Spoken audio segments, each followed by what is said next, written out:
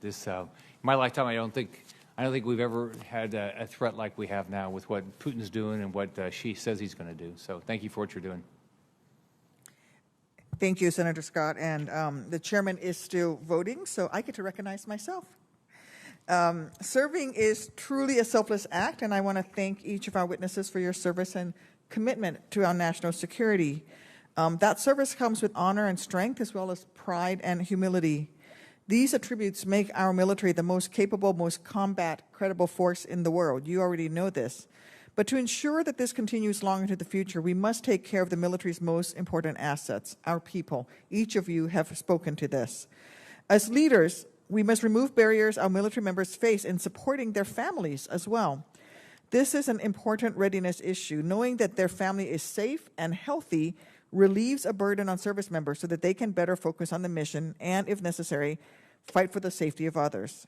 That is why I hope the department will work with me to finally solve a critical issue facing our men and women in uniform, along with their families, and that is food insecurity.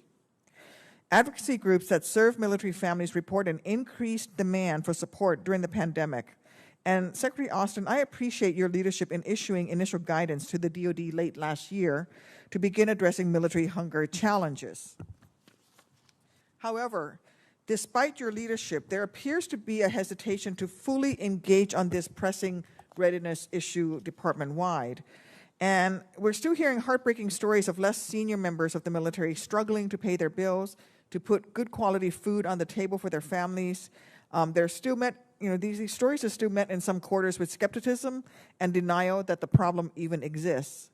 I think that's why it's vital the DoD fulfills its statutory mandate under the fiscal year 2020 NDAA and provide Congress with a comprehensive report examining food insecurity challenges experienced by service members and military families.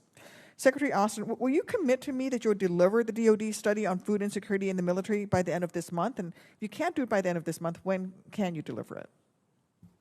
We'll deliver it as quickly as we possibly can. And Senator, let me thank you for your leadership in this area.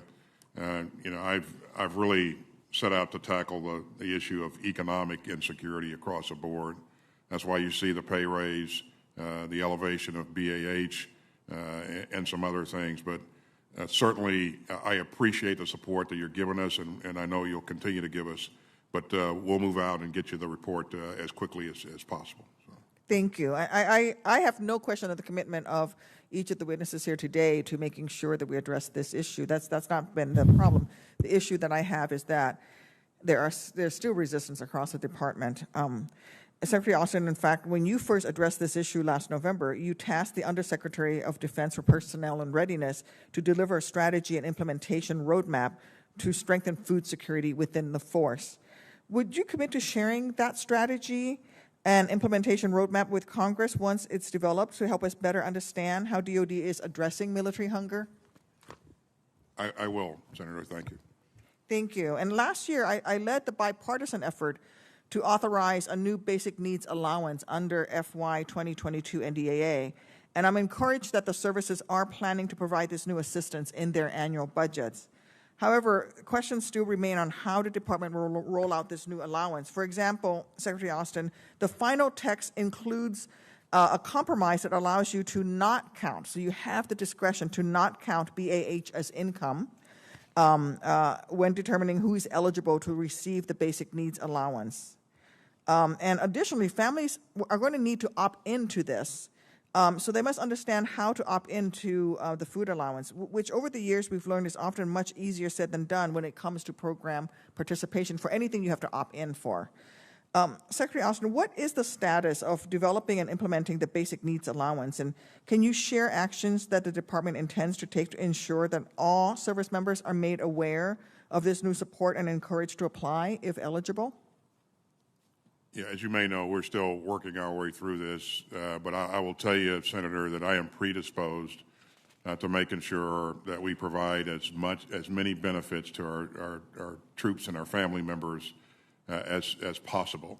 And so, as we work our way through this, we're going to make sure that it's streamlined so that it's easy for people to understand what they need to do to qualify. And we're going to, again, I am predisposed to making sure that they get as much as they possibly can. Thank you. Will you commit to using your discretion to not count BAH as income to the maximum extent possible? I will do everything I can that's legally possible and feasible to give our troops greater capability or greater resources. Thank you, General. And with that, Thank you, Senator Duckworth. back to Senator you, General. Blackburn, please. Thank you, Mr. Chairman.